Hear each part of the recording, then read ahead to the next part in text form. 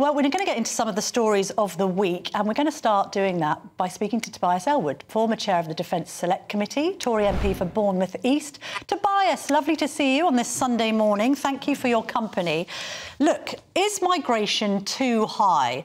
Are the Tories fast becoming the party of mass migration, with this figure that suggests that 745,000 came into the country in 2022, a new record?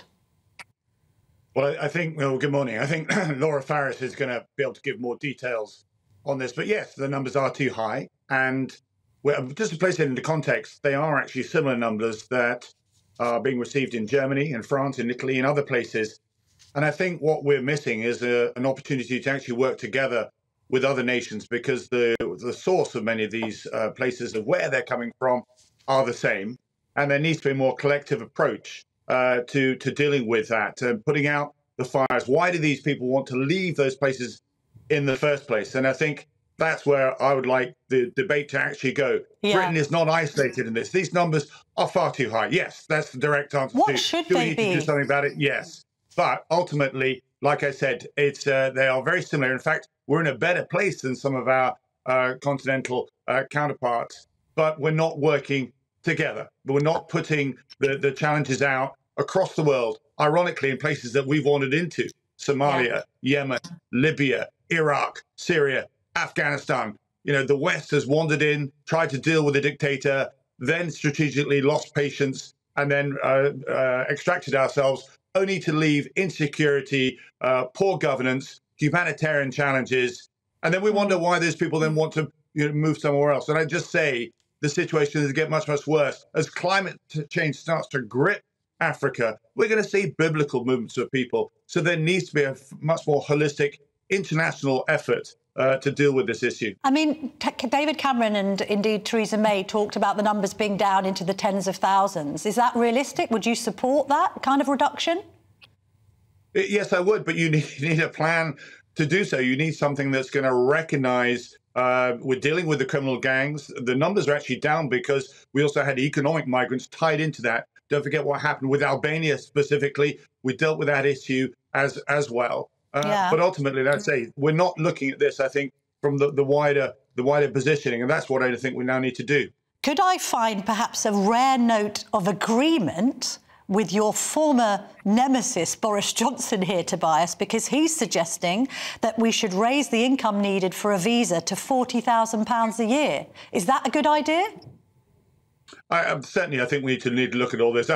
I did cross swords with Boris a few times. There's many things we do agree on. One of them is Ukraine, yes, certainly, and our international status positioning. I think Britain is rekindling its statecraft of what we do on the international stage.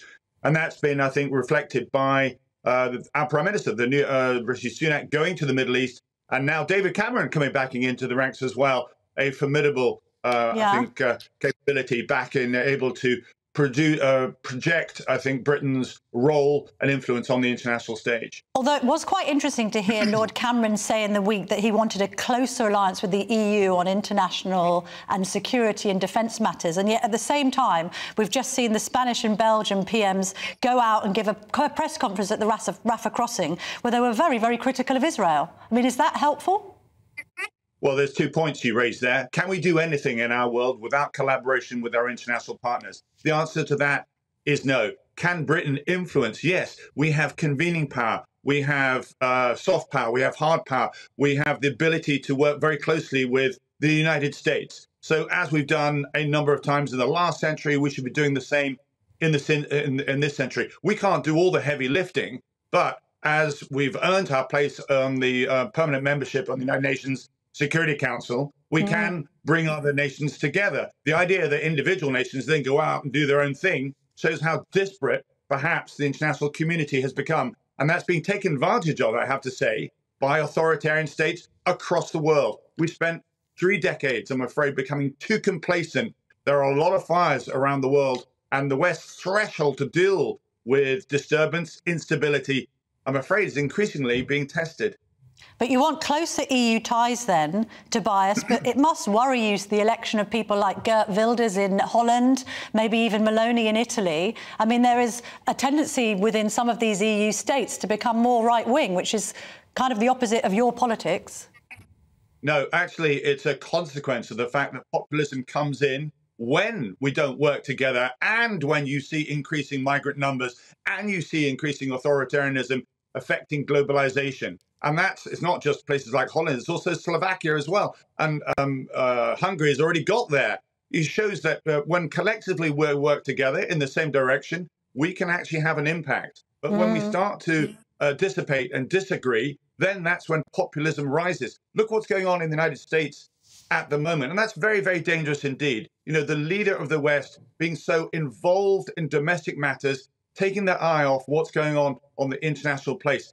Yeah. I really do fear that we're sliding into a Cold War, and our world is going to splinter into two spheres of competing influence because the West is not working more closely together, and countries such as Holland are then turning in on themselves because people get frustrated, and that frustration then is expressed in people like Wilders being elected. OK. I mean, we've seen Nigel Farage in the jungle. I don't know if you've been following I'm a Celebrity, not ruling out the possibility of one day leading the Conservative Party. If that happened, would you remain a Tory MP?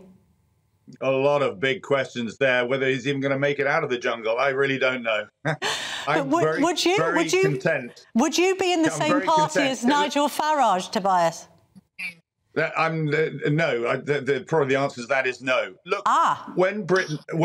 to make it really clear what the Conservative Party is about, the One Nation Conservative Party wins elections. Look back at our history. I've said this numerous times. You know, when we aim for the centre-right ground of British politics, we win elections. When we move to our extreme, then I'm afraid we put ourselves in opposition. And the same with Labour when they went for Jeremy Corbyn. Where did they go? The sweet spot in British politics is when you aim for the centre-right ground. You say that, though, Tobias. Wasn't Thatcher did that, Churchill did that, Baldwin did that, Disraeli did that, David Cameron did that as well. Did Boris do that? After years of us in opposition, eventually we got re-elected. And the same, I'm afraid, that is where Rishi Sunak is trying to take the party. And if we look united, if we look resolved, if we look competent, if we have that vision, then yes, we can stay number 10. I know, but you say that Boris united then that's not going to happen. I mean, Boris didn't really unite the party, even though you might characterise him as libertarian. Would Thatcher want to be described as a one-nation Tory? No, Boris's election was quite specific. You know, we were dealing with Jeremy Corbyn, so that was an advantage, make it really clear what the Conservatives stood for. We were not Jeremy Corbyn. And then there was this, let's resolve Brexit. You remember the few years of civil war there was, not just in the country, but it's certainly in politics as well. And he said, I can solve that. And that's what took him across the line in 2019. The world's very, very different now. The whole issue of Brexit it doesn't really register in that same way. We're all post-Brexiteers from that perspective. Tobias Ellwood, if you're a Brexiteer, I may well be a cat. This is exciting for me to hear that you have come over to the dark side, finally, Tobias. You missed a key word there, which is post-Brexiteers. Most people in Britain accept the result. What they don't accept is where we've landed with Brexit. All these people saying it's going to be utopia, the grass is going to be greener. It is not, because economically we've not got the best deal. And there are various views on where we should have landed. Most people who either voted Remain or voted Brexit did not expect us to land where we are today. And there is an improved Brexit deal to be had. Tobias, I can't agree with you more that we do need to see more of our Brexit opportunities. Thank you very much indeed for joining me this morning.